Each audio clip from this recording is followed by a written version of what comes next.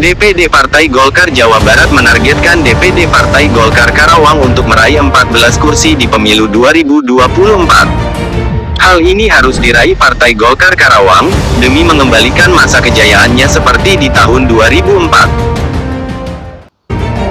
Demikian disampaikan Ketua DPD Partai Golkar Jawa Barat, Aceh Hasan Sazili, saat pembukaan Rapat Kerja Daerah atau Rakerda 2022 DPD Partai Golkar Karawang, di Aula Gor Panatayuda Karawang, Sabtu tanggal 30 Juli tahun 2022. Disampaikan Aceh, Rakerda merupakan kewajiban organisasi untuk menentukan arah pemenangan di pemilu 2024. Disampaikannya, Partai Golkar Karawang 2004 pernah meraih 14 kursi, pernah menjadi partai pemenang. Oleh karenanya, Aceh meminta DPD Partai Golkar Karawang untuk menjadikan Rakerda sebagai langkah menyusun strategi kemenangan di 2024. Golkar Karawang pernah menang di 2004 dengan 14 kursi. Maka kemenangan itu harus kita rebut kembali. Kalau kita mendapatkan 14 kursi, maka dengan sendirinya Golkar Karawang akan menjadi pemenang di 2024.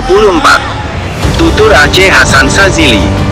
Oleh karenanya, saya berharap Rakerda ini harus dimanfaatkan untuk kemenangan di 2024. Untuk menang kita perlu solid dan kekompakan. Oleh karena itu, sudahi semua konflik dan jadikan Golkar sebagai instrumen untuk pembangunan di Karawang. Timpalnya. Masih disampaikan Kang Aceh, Partai Golkar Jawa Barat berharap agar Rakerda dijadikan sebagai rumusan target politik yang realistis untuk Partai Golkar Karawang di 2024. Tetapi menurutnya, target 10 kursi di 2024 tentu terlalu kecil bagi Partai Golkar Karawang. Saya ingin pertama, rumuskan target yang realistis. Kalau hanya 10 kursi terlalu kecil bagi Karawang. Jadi Pak Ketua DPD Partai Golkar Karawang, saya mohon maaf konsolidasi tidak hanya dilakukan sampai tingkat PK, tetapi juga sampai ke ormas-ormas Golkar, sehingga masif sampai masyarakat. Apalagi AMPI dan AMPG merupakan garda terdepan Golkar. Katanya, dari sejak 2004, sambung Kang Aceh, 20 tahun sudah kemenangan Partai Golkar Karawang terlewati. Dari semenjak itu, maka para pemilih Partai Golkar sudah berbeda.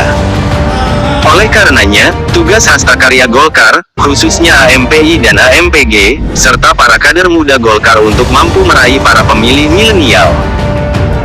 Masih disampaikan Kang Aceh, Munas Partai Golkar telah memutuskan bahwa Airlangga Hartarto sebagai calon presiden 2024.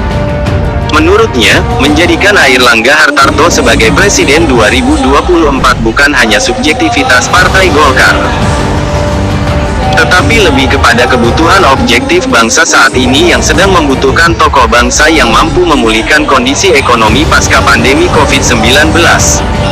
Dan ingat, ini perintah wajib yang harus dilaksanakan oleh semua kader Golkar.